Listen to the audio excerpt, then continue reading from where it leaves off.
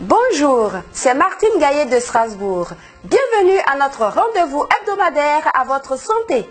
La grossesse extra-utérine ou GEU est une cause non rare de mortalité maternelle. Elle survient en début de grossesse chez une femme enceinte sur 100.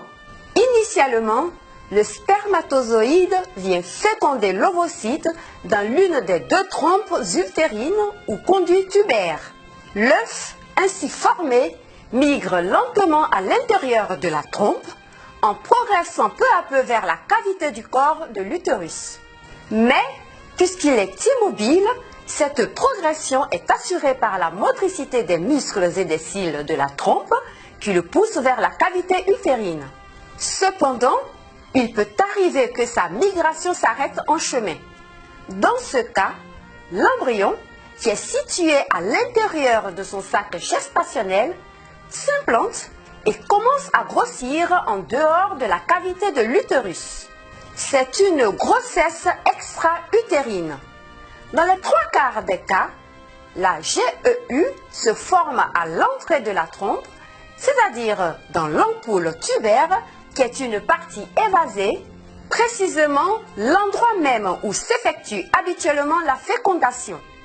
Une grossesse extra-utérine ne peut pas évoluer normalement et des complications surviennent assez rapidement, c'est-à-dire bien avant la fin du premier trimestre. Le diagnostic d'une GEU n'est pas souvent facile, car ces signes et symptômes habituels sont fréquents en début de grossesse et n'ont donc rien de spécifique. Il s'agit de saignements génitaux ou métrorragie et de douleurs du bas-ventre ou algie pelvienne, car 10 à 20% des femmes enceintes ont, au début de leur grossesse, des métrorragies peu abondantes et des douleurs pelviennes modérées. Toujours est-il qu'en présence de tels signes et symptômes chez une femme en période d'activité génitale, il faut déjà s'enquérir si elle est enceinte. L'existence d'un retard de règles est un signe de valeur, mais cette notion est absente dans 20 à 50% des cas.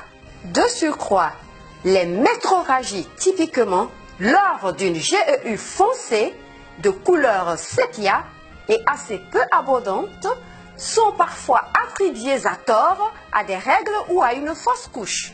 Un test urinaire de grossesse à lecture immédiate s'impose. La complication majeure d'une grossesse extra-utérine est la rupture aiguë de la trompe. La femme présente alors un malaise général avec un grand état de faiblesse et une douleur intense de l'abdomen. Ces signes et symptômes sont dus à une hémorragie interne ou hémopéritoine. C'est une urgence chirurgicale absolue. En dehors de cette situation dramatique, les explorations médicales doivent être réalisées rapidement. Il s'agit de dosages hormonaux dans le sang, des bêta-HCG et de la progestérone, ainsi qu'une échographie pelvienne. Très souvent, un traitement médical par méthotrexate en injection intramusculaire ou intrapelvienne permet d'éviter la chirurgie pratiquée par cœlioscopie.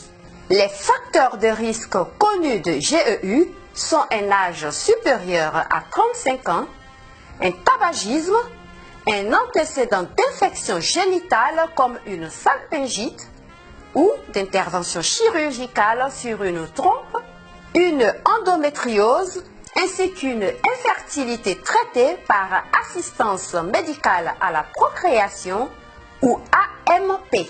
Enfin, il n'est pas exceptionnel qu'une grossesse extra-utérine survienne chez une femme sous contraception. Je vous remercie de votre attention.